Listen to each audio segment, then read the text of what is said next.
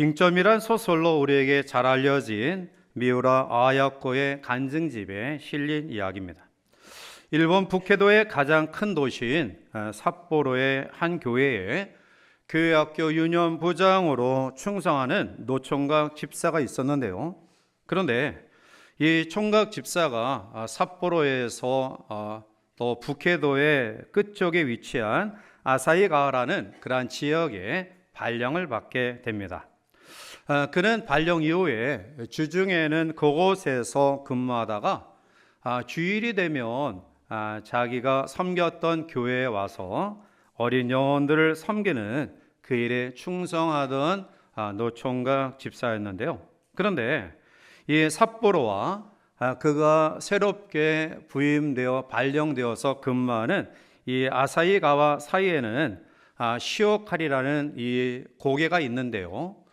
이 고개는 좀 높은 고개이기 때문에 기관차 한 대를 더 붙여서 두 대가 이끌어야만 넘을 수 있는 그러한 과정 속에 있는 고개였습니다.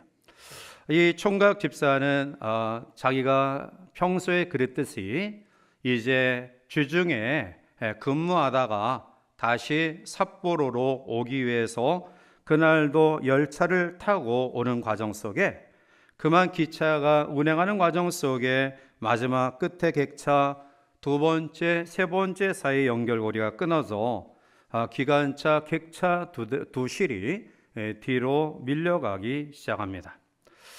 서서히 후진하는 과정 속에 열차를 누구보다 잘 알았던 그는 재빨리 가서 이 브레이크를 정지시키려고 했지만 그러나 브레이크가 고장난 상태였고요. 처음에는 서서히 후진하지만 그것이 그만 내버려 두면 가속도가 붙어서 결국은 빠른 속도로 후진하다가 높은 고개에서 옆에 벼랑으로 떨어질 위험의 요소를 감지합니다. 그런 온갖 노력을 했지만 그러나 자기의 힘이 부딪히는 것을 알고요. 그는 마지막 결단을 합니다.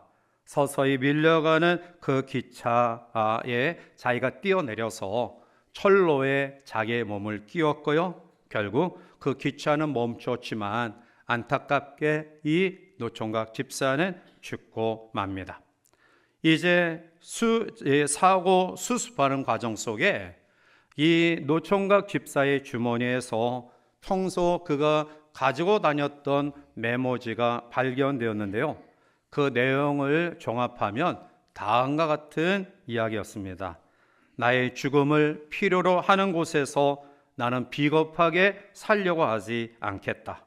내가 죽지 않을 자리에 가서 죽음을 자청하지 않겠다. 결국 그는 그의 평소의 신앙과 그의 신념에 따라 열차에 깔려 스스로 자기의 목숨을 희생함으로 그 객차 두 곳에 실려있던 140여 명의 그러한 승객을 구할 수 있었습니다. 요한복음 15장 13절에 사람이 친구를 위하여 자기 목숨을 버리면 이보다 더 큰 사랑이 없나니 라고 말씀하는데요. 주님은 우리를 친구 삼아 주셨고요. 그리고 친구 대신 우리를 위하여 자기의 생명을 내어 주셨습니다. 그리고 사흘 만에 부활하셨습니다. 예수님의 큰 사랑이 우리를 살리셨습니다. 주님의 생명이 죽음을 이기시고 부활하심으로 말미암아 사망을 삼킨 승리를 우리에게 보여주었습니다. 우리는 지난 주일날 부활주일 예배로 하나님 앞에 감격과 감동과 그리고 은혜의 기쁨 속에 예배를 드렸는데요. 그런데 이 부활의 기쁨과 능력이 한 주간에 단순히 예배하는 가운데 경험되어지는 그런 기쁨으로 머물러서는 안 된다라는 것입니다. 부활 신앙을 무장하고요. 그리고 우리의 삶 가운데서 부활을 나누고 부활을 전하고 그리고 부활을 증가하는 부활의 증인으로서의 삶을 살아가야 마땅한데요. 오늘 본서를 기록한 사도 바울의 신앙을 한마디로 정의하면 사도 바울의 신앙은 부활의 신앙이었습니다. 오늘 고린도전서 15장 전체를 통해서도 바울은 기독교의 핵심은 바로 부활에 있다라고 선포합니다. 고린도전서 15장 14절에 그리스도께서 만일 다시 살아나지 못하셨으면 우리가 전파하는 것도 헛것이요 또 너희 믿음도 헛것이며 라고 말합니다.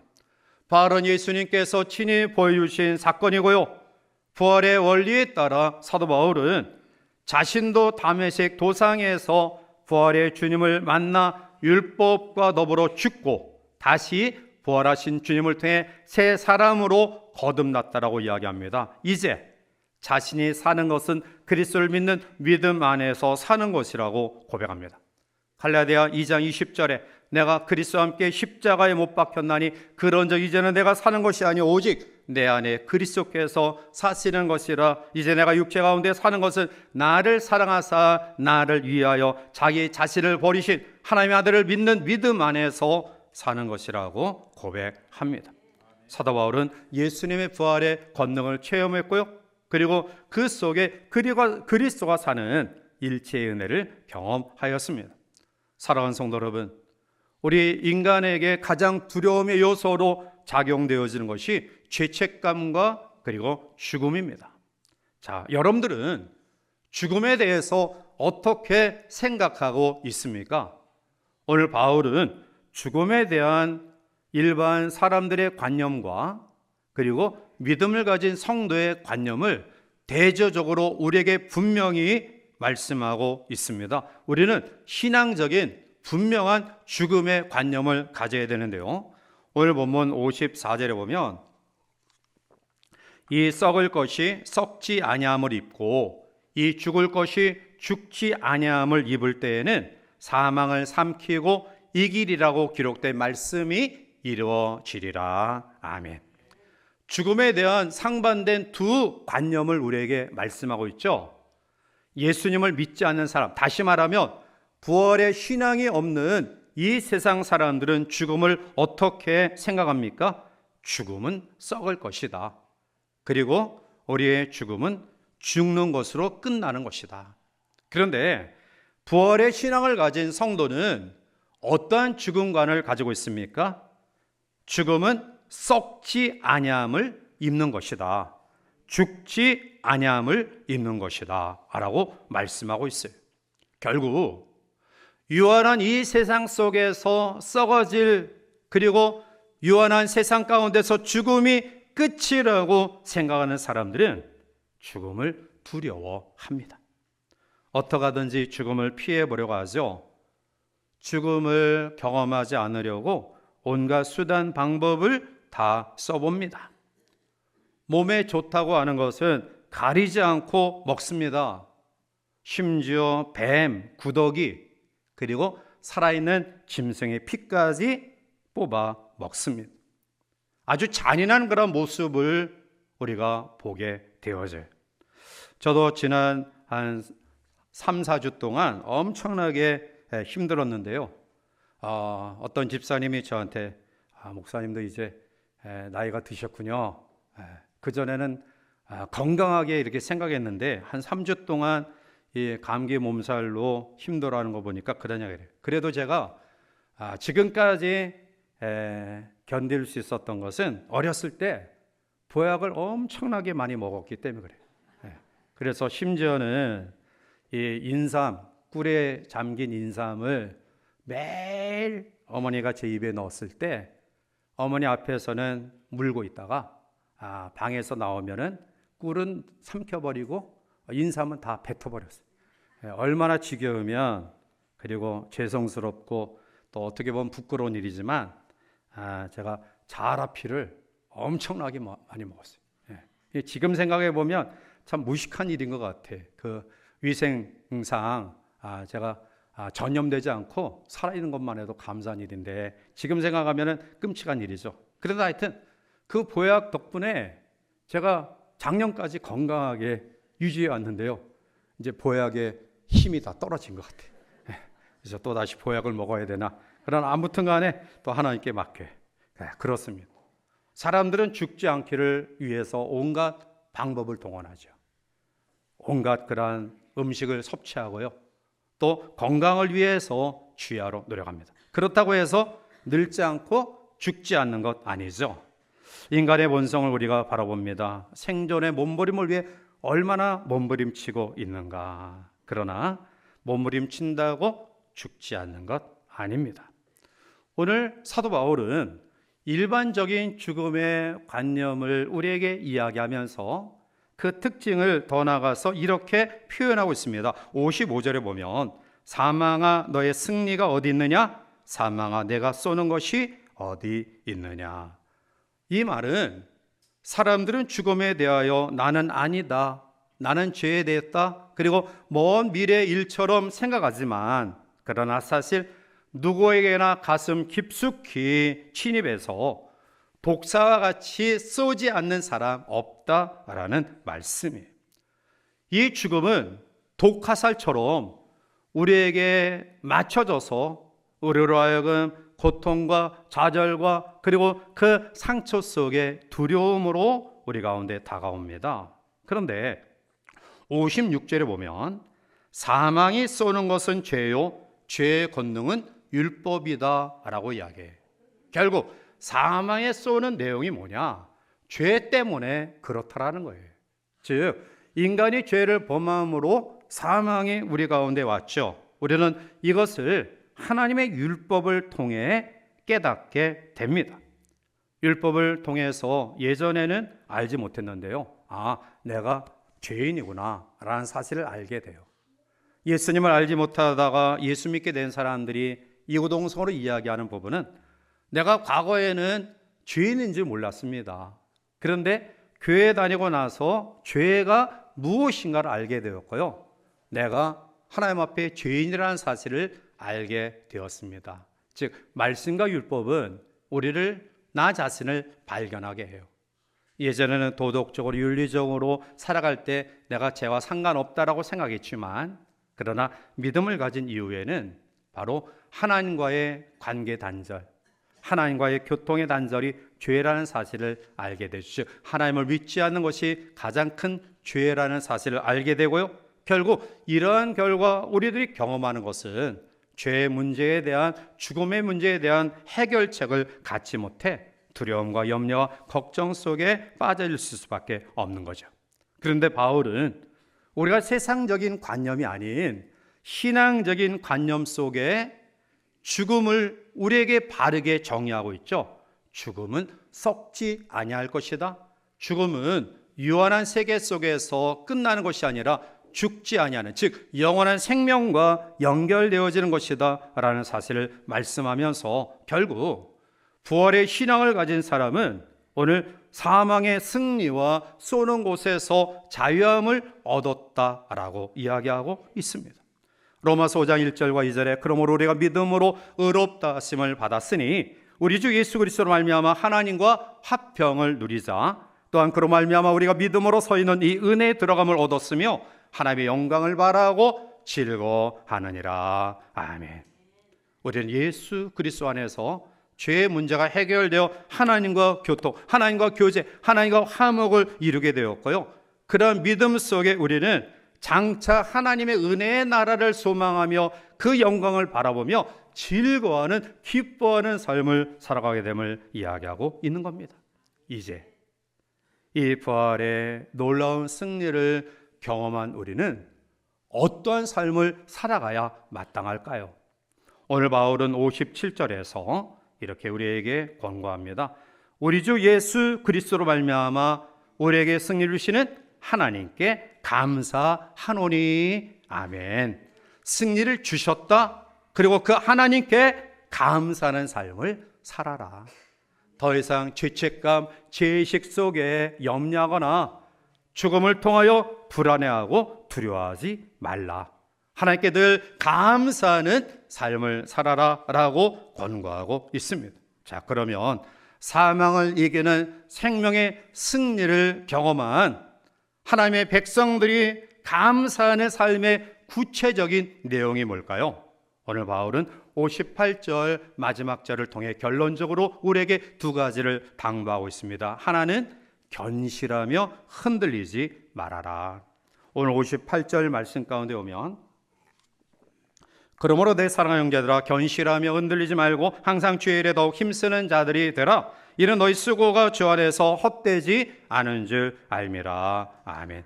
견실함이란 생명 있는 것의 굳건함을 이야기하는데요. 이것은 하나님이 나에게 먼저 주신 부르심, 그러니까 교회 신앙으로 부르심에 대한 소명, 그리고 하나님의 부르심을 받은 성도가 참된 성숙한 성도가 되어져가는 과정 속에 주어진 사명을 성실히 감당하는 것, 그것이 바로 견실함의 내용이에요.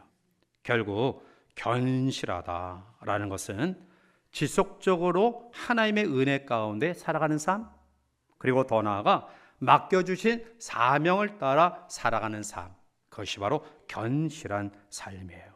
사랑하는 성도 여러분, 나를 위해 목숨을 내어주신 예수님의 그 큰 사랑을, 그 희생을 경험하면서 우리가 예수님을 닮은 모습을 가지지 못한 자신을 바라볼 때 어떻게 성도라고 자부할 수 있을까요? 사명의 자리를 잃어버리고 전혀 아파하지 않는 모습들이 우리 가운데 있다고 한다면 그 사람을 어떻게 성도라고 이야기할 수 있을까요? 예수 그리스도께서 우리를 위하여 희생하신 그 놀라운 사건을 우리 마음속에 받아들이는 성도가 어떻게 짧은 인생 동안에 예수님의 십자가를, 주님의 부활을 구경하는 구경꾼으로 살아감이 있을 수 있는 일이냐라는 겁니다. 사람은 너나 할 것 없이 나이가 들면 손발이 떨립니다. 그것은 몸의 기능이 약해졌기 때문에 그래요. 즉 힘이 떨어졌기 때문입니다. 마찬가지로 믿음이 흔들리는 것은 부활 신앙이 허약하기 때문에 그런 겁니다. 죽을까 봐 떨고요, 망할까 봐 떨고요. 부활 신앙으로 확신 있게 무정한 사람은 떨 이유가 없어요. 바울은 로마서 8장 35절에 이렇게 고백합니다. 누가 우리를 그리스도의 사랑에서 끊으리요? 환난이나 공고나 박해나 기근이나 적신이나 위험이나 칼이라. 그는 더 나아가 로마서 8장 38절과 39절에 내가 확신하노니 사망이나 생명이나 천사들이나 권세자들이나 현재일이나 장래일이나 능력이나 높음이나 깊음이나 다른 어떠한 피조물이라도 우리를 우리 주 그리스도 예수 안에 있는 하나님의 사랑에서 끊을 수 없으리라. 아멘. 바울처럼 엄청난 내적 갈등과 외부적인 핍박을 받은 사람이 더 어디 있을까요? 그는 수많은 배신과 조롱, 그리고 비웃음 속에, 또 자기가 가지고 있던 육신의 약함 속에 과연 이 길을 끝까지 걸어가는 것이 마땅할까? 내가 이 길을 걸어가는 것이 옳은 것인가? 내부적인 많은 갈등을 경험했습니다. 그 외에도 로마의 박해가 엄청나게 바울에게 임했습니다. 그런데 그는 이 내부적인 갈등에도 흔들리지 아니하고요, 외부적인 핍박에도 영향을 그가 받지 않았던 위대한 믿음의 근거는 바로 부활 신앙을 가졌기 때문입니다. 여러분, 죽어도 사는데 죽음이 겁날 리 없죠. 넘어져도 다시 일으켜 세워주시는 하나님이 계시는데 걱정될 리 없습니다. 고린도서 4장 8절에 우리가 사방으로 우겨쌈을 당하여도 쌓이지 아니하며 답답한 일을 당하여도 낙심하지 아니하며. 아멘. 성도의 삶이 우겨쌈을 당하지 않는다라고 이야기하지 않아요. 답답한 일 없이 그냥 평온하게 성도의 삶이 진행된다라고 성경은 이야기하지 않습니다. 우리도 똑같이 우겨쌈을 당하는, 마음이 답답하고요, 어떻게 이 일을 헤쳐나갈지 알 수 없는 내적인 갈등과 어려움이 있어요. 그런데 바울은 부활의 신앙을 가졌기 때문에 그는 담대했고요, 오늘 우리에게 견실하게 서서 흔들리지 말아라 라고 강력하게 말씀하고 있는 겁니다. 여러분, 집이 흔들면 처음에는 별 영향이 없는 것 같아요. 그런데 이 강도가 세지면 결국 그 집은 무너집니다. 나무도 마찬가지예요. 처음에는 바람이 불 때 조금 흔들리지만 그것이 강풍으로 몰아치면 결국 그 뿌리채에 뽑혀져 죽습니다. 신앙도 마찬가지예요. 우리의 신앙이 처음 내적인 갈등, 환경의 변화, 사람, 또 여러 가지 조건, 그리고 더 나아가 외부적인 핍박을 받을 때에 우리가 단단히 무장하지 않으면, 조금 흔들림 가운데 있음을 그냥 방관하면 결국 그 마지막은 영원히 침몰되고 마는 겁니다. 그래서 바울은 견실하며 흔들리지 말아라. 왜? 부활신앙이 있기 때문이다라고, 그가 체험한 이 부활신앙을 고린도 교회 성도들도 가지고 내적인 이 어려움을 극복해 나가라라고 권고하고 있는 것입니다. 두 번째로, 부활의 승리를 경험한 감사의 삶의 특징은 주일에 힘쓰는 사람이 되어야 합니다. 오늘 보면 58절에 그러므로 내 사랑하는 형제들아 견실하며 흔들리지 말고 항상 주일에 더욱 힘쓰는 자들이 되라. 이는 너희 수고가 주 안에서 헛되지 않은 줄 알미라. 아멘. 바울을 비롯한 초대교회 성도들이 그들이 믿음 가운데 힘을 얻고 교회와 하나님을 위해 열심히 충성할 수 있었던 근거는 두 가지 사건을 경험했기 때문입니다. 하나는 부활하신 주님을 만났기 때문이고요, 두 번째는 성령의 충만함을 경험했기 때문입니다. 부활의 주님을 만난 제자들은 두려움과 염려 속에서 벗어나게 되죠. 그리고 성령 충만을 경험한 이후에 그들은 담대하게 하나님의 복음을 전해요. 사랑하는 성도 여러분, 주님이 십자가의 죽음으로 끝났다고 한다면 예수 이야기는 더 할 이유 없어요. 예수님을 증거할 이유도 없습니다. 예수님의 이야기를 들을 필요도 없습니다. 그러나 주님은 다시 살아나셨습니다.